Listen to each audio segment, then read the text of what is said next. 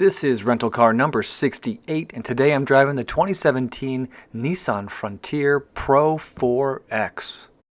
So the Pro 4X is actually one of the Frontier's most expensive trim levels.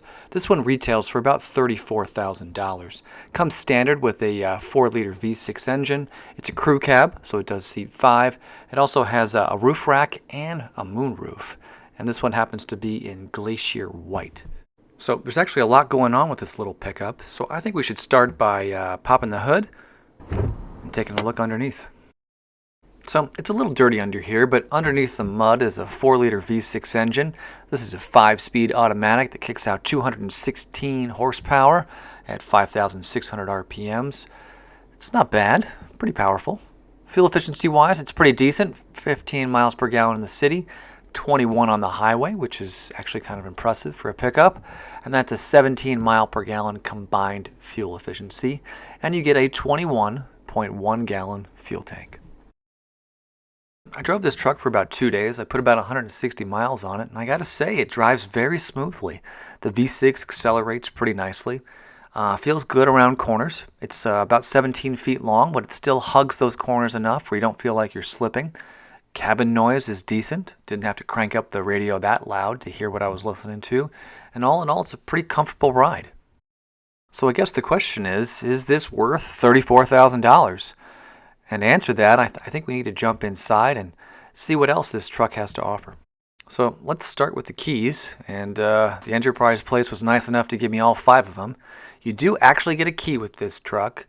Here's what it looks like. Additionally, you do get a key fob, but it's pretty basic.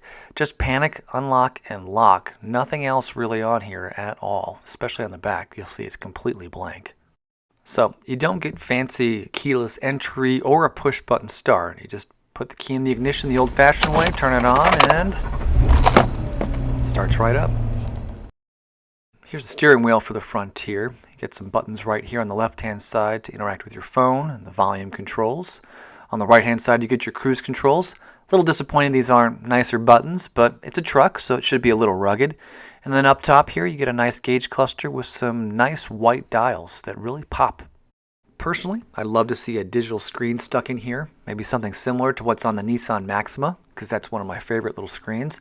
But you do get some nice gauges with a nice white background that pops really nicely, so I guess there's not too much to complain about.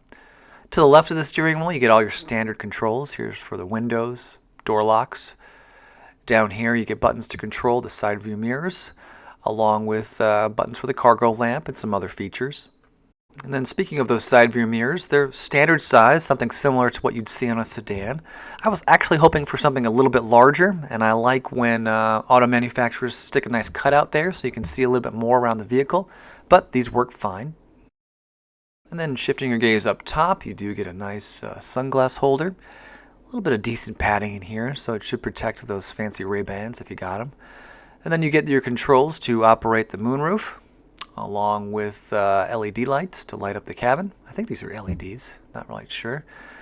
And a nice standard rear view mirror with dimmer control. And if you'll notice on the right-hand side, you do get a compass, and then the temperature of the exterior of the vehicle right there for you. And just taking a little closer look at the moonroof, it's fairly standard size. It's not super large, but it does open and close pretty quickly. I'm kind of annoyed when these open super slowly, but this one has a nice speed to it. And it's a real nice addition to this truck. It really adds to that sporty feel that I think Nissan is trying to go for with the 4X. Alright, let's shift our focus back down to the center console. You get a nice cutout right here on top. It's kind of perfect for my toll pass. I love it when they include these. It's just nice to throw some odds and ends up here and not have to worry about it falling down. A little further down, you get a decent-sized touchscreen with dedicated buttons on the left and right side. This is a pretty basic setup. If you're looking for a fancy screen with a lot of bells and whistles, you're going to have to go elsewhere. But it has all the basics, and you can connect your phone via Bluetooth, I'd say within 30 seconds. I got mine hooked up pretty quick. And it works fine. It's just not very fancy. And below there is the climate controls. I love that there are 2 large digital readouts to tell you what temperature the car is set at. There's also nice big knobs so that you can adjust the temperature pretty easily, and all your basic buttons right there within easy reach. All in all, I think this worked great. I was really happy with it. And then a little further down from there, right behind the gear shift, you get a switch to turn the car from 2-wheel to 4-wheel drive. You get your heated seat controls, traction control, all this stuff. I really like that it's right there, and each of them has a dedicated button. I found it really easy to sort of play with this while I was driving. And I like that to the right of these buttons, well, you get a DC power port right here, a USB port, and an audio out jack. All right there within easy reach. And then all the way at the bottom of the center console, you get a couple of cutouts for storage. I found this one pretty good for my cell phone. And then you get a second one right here to the left of the gear shift. I don't know what you store here. Fits my toll pass okay, but it does not fit a cell phone by any means. Then here's the gear shift. I noticed that it did take a little bit more effort to shift from park to drive to reverse. At least a little bit more than you would on your standard sedan, but I kind of like that because it's a truck. Behind that, you get 2 nice-sized cup holders. These work fine, and it was a good place to keep my cell phone while I was driving. And then behind that, you get a small storage area under the center armrest with a DC power port so you can charge all your gadgets down in here. And then speaking of storage, over on the passenger side, you do actually get 2 glove boxes. This one on top is pretty small, but well, it's a good place to keep some odds and ends. And then the glove box itself is a decent size. I mean, I don't think you're going to store a ton of items in here, but it can definitely get your owner's manual, insurance cards, all that jazz pretty easily without any problems. So this is a crew cab, so you get 4 doors and some additional seating in the back. Legroom back here is okay. You get about 33 inches of legroom, which is decent. I mean, adults can sit back here comfortably. I'm just not sure you want to leave someone back here for a couple hours because I think they'd be pretty uncomfortable on a longer trip. So that's the back seat. There's just not a whole lot of amenities to share. But what we do need to talk about is the bed, because this is a pickup truck and ideally you're going to want to haul some stuff. So it's a decent size back here. It's not huge, but I think it's usable. The length is 59.5 inches. Width between the wheel wells is 44.4 inches, and the depth is 18 inches. So in my experience renting pickups from Fords and Chevys and stuff, this is on your smaller side. I don't think you're going to be able to get a ton back here, but it is usable, and it does appear to have a nice lining on it, so I don't think it's going to dent and scratch that easily. Then up top, you do get additional storage up here with the roof rack, which isn't a standard option. It's a little bit of an additional cost, but I do like how thick this is up here.